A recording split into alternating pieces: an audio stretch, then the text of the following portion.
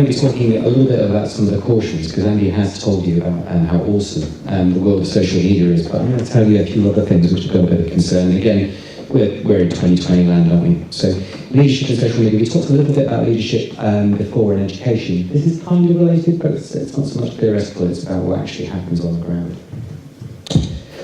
So, where do we go? You've heard a bit about social media, it's all of these sort of things. Andy talked to you a little bit about tweets and blogs and things. But social media has actually got a huge reach. There's about 100, 200, there's probably more than that, I don't know, different things. And in medical education, there's a whole range of different websites. This is just a small selection. There's a huge amount of activity going on out there.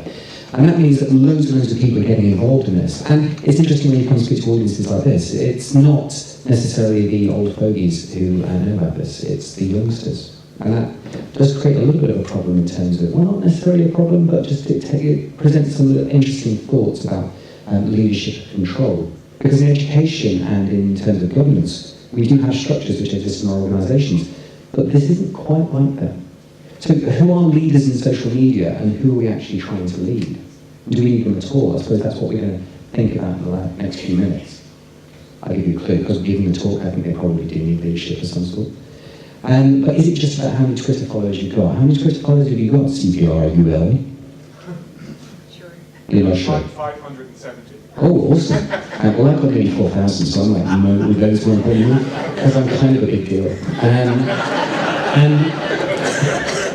Is it about that? Is it just about how much presence you've got out there? Or is it what you're doing? Because everybody's got a smartphone. Everybody can actually go and create this. Andy just told you can go out there and you can create a blog tomorrow. You can be really controversial. And if you're really controversial, like most things, you'll get followers and you'll get influence. But is that a good thing? Could you actually end up in trouble yourself, or could you influence care? Because we're clinicians. What we do matters. What we do, what the decisions we make, makes a difference to patients. But that level of subversion, Annie, you talked, we're always on the same time sheet, I'm playing engaged here, but that subversion that can take place about decisions, ideas, concepts, can actually be a little bit of a concern. Because any geek or nerd out there can do this. And there's a lot of geeks and nerds, to be honest. So, leadership, I'm thinking about that. Where are we going to go next?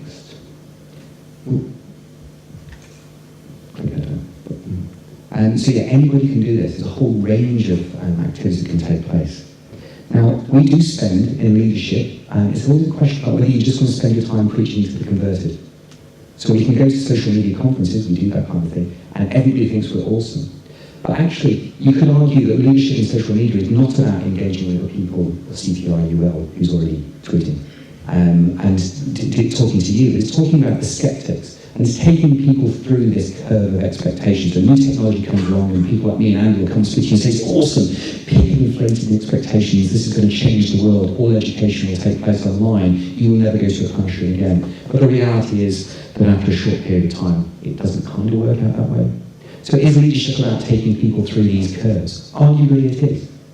And it's also about not spending all our time down here, particularly because it's technologically led, with early adopters. And we all know early adopters. We've met them, the guys who buy the latest gadgets from Argos or whatever. It's very easy to spend your time in social media with people like you. And actually, social media leadership is about spending time down the right-hand curve.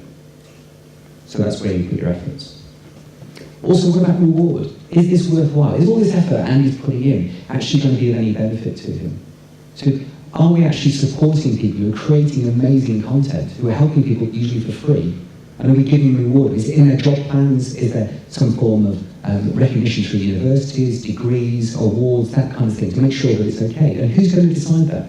There's currently a project going on in the US to look about ways of measuring things we'll call impact scores for blogs, so to measure the quality. Now there's concerns with that. I'm not sure it's a great plan, but that needs to be done in order to keep this thing going. But there are risks, and I'm sure you bet some risks. If you take a picture of yourself with your trousers around your ankles drinking a pint of beer in the pub and post it on social media, and it's me, that's not going to go down well with the GMC. So there are some really stupid things that can be done on social media. And arguably social media doesn't make you stupid, it just gives you the opportunity to demonstrate how stupid you are to a lot more people. And stupid people seem to like that. There's guidance out there, the GMC stuff, this is the Irish guidance, and it basically says, don't be stupid. The rules on social media are exactly the same as the rules day to day. Don't talk about patients on the top floor of the bus as you go along. Don't do things like this. This looks pretty anonymous. 47-year-old woman in the ICU, it's fine. We don't know who she are, don't know her name, I don't know anything else about that, but the date's up there. And this was done a couple of weeks ago. Not this case, obviously. That'd be stupid.